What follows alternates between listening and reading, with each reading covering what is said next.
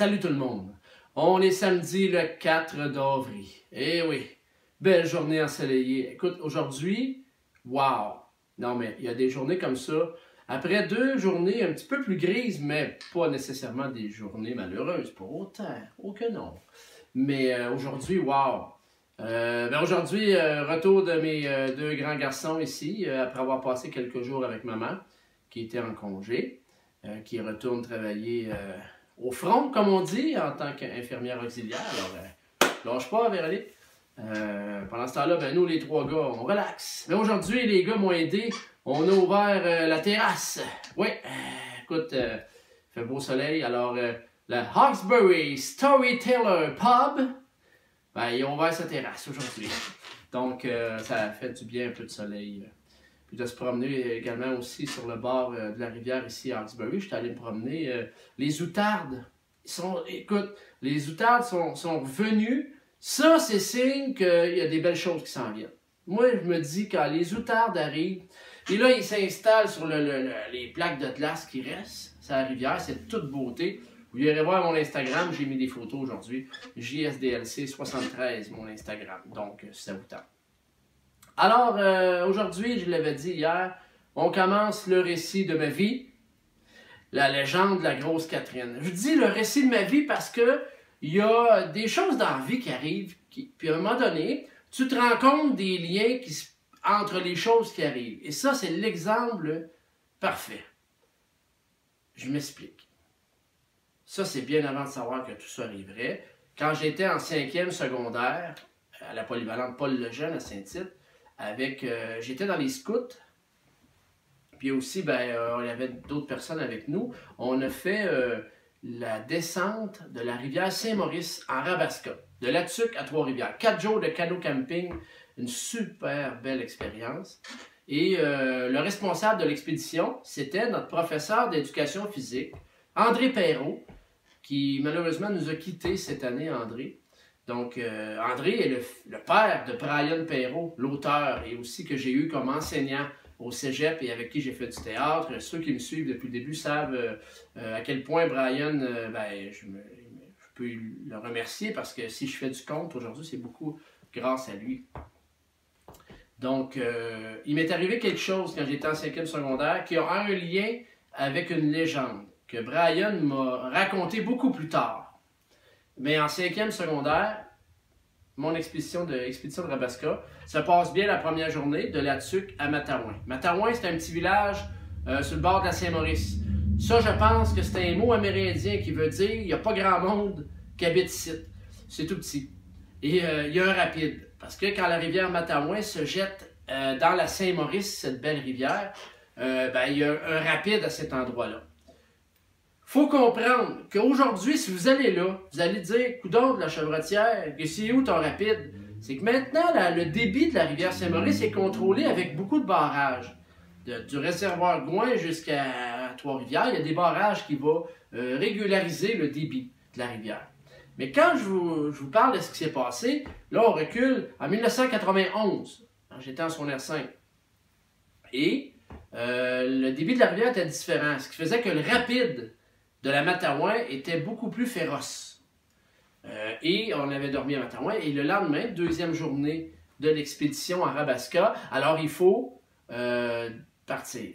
Et la première étape, c'est passer ce qu'on appelle le rapide de la Matawin. C'est un rapide qui est fort, qui est large, qui est puissant et quelque chose. Mais quand tu es avec des gens qui connaissent le rapide, c'est supposé bien se passer. On était 3 Rabasca. Des Rabasca, ça, c'est des gros canots. Il y a 12 à 13 personnes là-dedans. Et ça, là, quand tu rames en même temps, là, ça avance en tabarouette, moi, dire. Faut que tu sois coordonné, parce que si tu rames pas en même temps, ça va tout croche, puis même ça recule. Fait que faut que tu rames en même temps.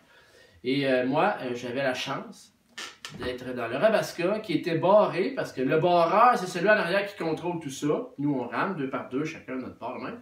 Et le barreur, c'était André Perrault, mon professeur d'éducation physique, qui lui connaissait la rivière parce que, écoute, d'après moi, il est né sur la rivière. Donc, il la connaissait du fond de sa poche. Tout va bien, le premier Rabasca passe au travers du rapide.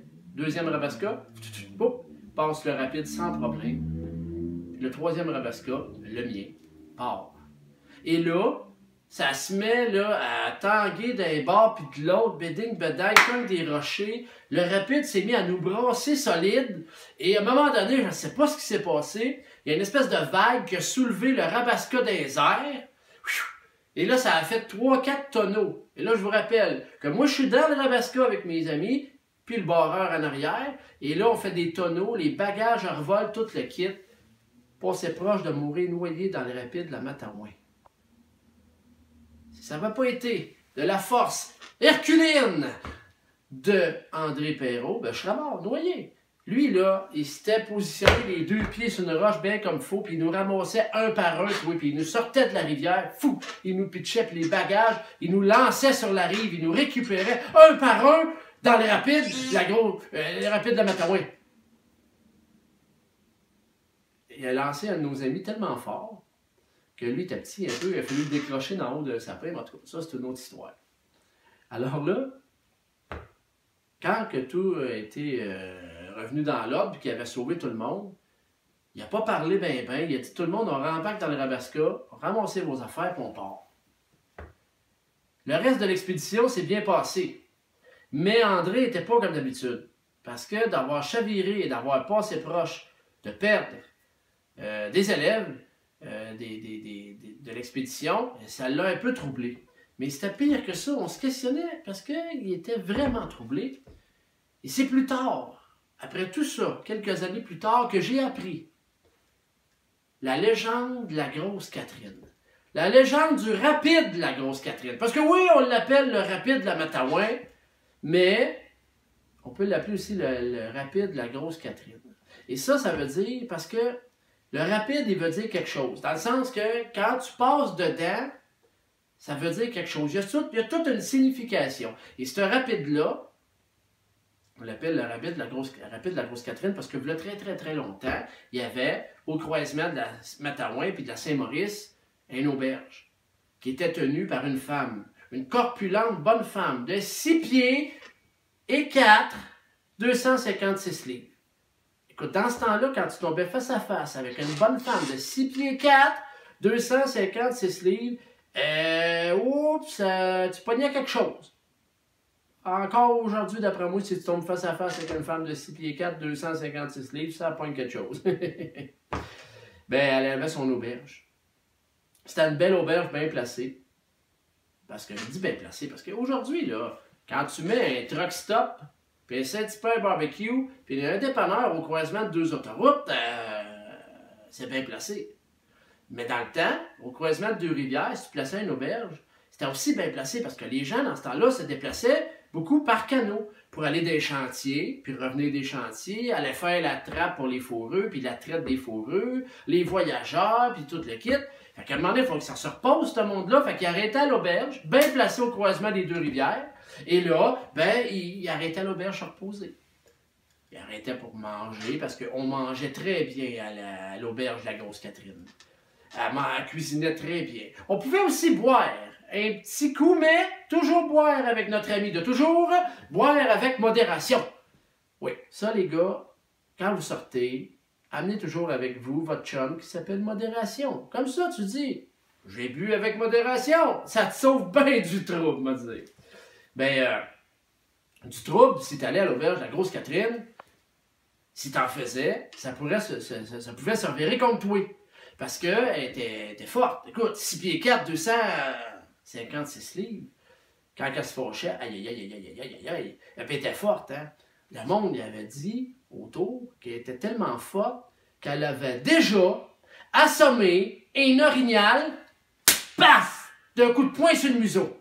L'orignal tomberait de mort, et là, tu faisais un bon steak d'orignal le soir à l'auberge. Ça, les chasseurs, vous allez comprendre, c'est parfait, parce que quand tu l'assommes, tu perds pas de viande avec des plombs qui se ramassent dans la viande après l'avoir tuée. Elle était tellement forte qu'on dit qu'elle avait déjà, à un moment donné, il y avait une famille d'ours qui venait fouiller des vidanges de son auberge, puis ça y tapait ses nerfs. Elle était tannée parce que les ours, ils se ramassent à part. Puis des ours qui se ramassent pas, fatiguaient ça. À un moment donné, elle s'est cachée comme il faut. Puis là, elle a spoté le plus gros de la famille de l'ours. Puis là, elle l'a ramassé. Puis ça, c'était le père. Elle l'a ramassé par en arrière, de même, par surprise. Elle l'a encerclé. Et là, elle a étouffé l'ours qui est tombé raide mort. La prise de l'ours, là, ben, dans la lutte, là, la prise de l'ours, ben ça, vous le savez peut-être pas, mais c'est la grosse Catherine qui a inventé ça, la prise de l'ours. Fait que le monde a commencé à dire, oh, la Catherine est forte, hein, 6 pieds 4, 256 livres. Par contre, ce qui faisait vraiment peur au monde, c'était quand elle se fâchait. Parce que quand il y en a, écoute, des tout croches dans un auberge, il en passe tout le temps. Fait quand il y en a qui buvaient sans modération, hein, qui n'avaient pas amené leur chum modération qu'eux autres, qui se mettaient à faire des niaiseries, puis dire des niaiseries, puis ou à faire des farces plates sur le taux de taille de l'aubergiste, ben là, elle se fâchait. Puis quand elle se fâchait, elle roulait ses manches de chemise, elle se plaçait comme ça, les deux mains ses hanches, puis là, elle se plaçait devant la seule fenêtre qu'il y avait dans l'auberge. Fait que de jour, tu perdais le soleil dans la bâtisse, m'a dit une affaire. Ok, oui.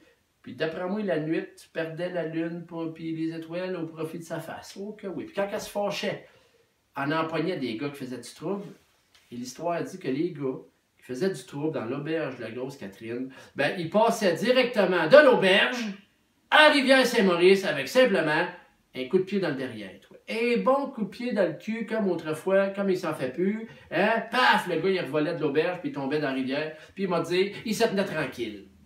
Bien, ça a fait en sorte que l'auberge a une superbe réputation. On mangeait bien, on dormait bien. Par contre, si tu étais un tout croche, ben, tu étais averti par la rumeur puis la réputation qui faisait que tu ne vas pas faire le trouble à l'auberge de la Grosse Catherine. Parce que la Grosse Catherine, elle pouvait te ramasser solide. Ceci étant dit, ça a été pendant longtemps une auberge avec une bonne réputation. Et tout le monde arrêtait là, puis ça se passait bien.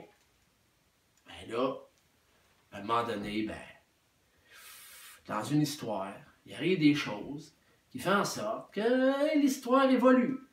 Du bon, du mauvais côté, et ça va dépendre du genre de monde qui arrive à l'auberge. Alors, toujours est-il qu'il va arriver quelque chose, mais vous ne le saurez pas à soir. Non, non, non. C'est chiant. Je peux pas vous la compter d'une shot. Parce que sinon, écoute, si vous voulez l'écouter d'une shot, vous attendrez qu'elle soit finie. Peut-être 3 parties, peut-être, ou 2, je ne sais pas. Peut-être 4, je ne sais pas. Ça dépend. J'ai du temps. Du temps, j'en ai en masse. Sinon, ben, vous attendez qu'elle soit finie, puis vous l'écouterez sur YouTube, là, un après l'autre, dans l'ordre. Parce que je vous rappelle que mes vidéos sont maintenant sur YouTube et je mets le lien sur la page Facebook. Alors, vous pouvez aller sur ma page YouTube qui est Jean-Sébastien de la Chevrotière ou JSDLC73, je ne me souviens plus, mais en tout cas, vous pouvez facilement me trouver sur YouTube. Ils sont là, mes capsules. Puis, vous allez trouver plein d'affaires sur ma page YouTube. Amusez-vous, ça ne me dérange pas, j'ai rien à cacher. Des niaiseries que j'ai faites avec mes enfants en vidéo qu'on pourrait, on en a plein. Fait que ça ne me dérange pas tout, j'ai rien à cacher. Mais toujours est-il que la suite de la légende de la Grosse Catherine, ben ça se passera demain. Inquiétez-vous pas, vous n'allez pas le regretter. Alors sur ce, je vous souhaite une belle soirée. Profitez de la fin de cette belle journée-là, parce que sérieusement, elle a fait du bien ici, cette journée-là. Elle a fait du bien ici. Elle a fait du bien partout, finalement. Hein? Alors, tout le monde, je vous aime.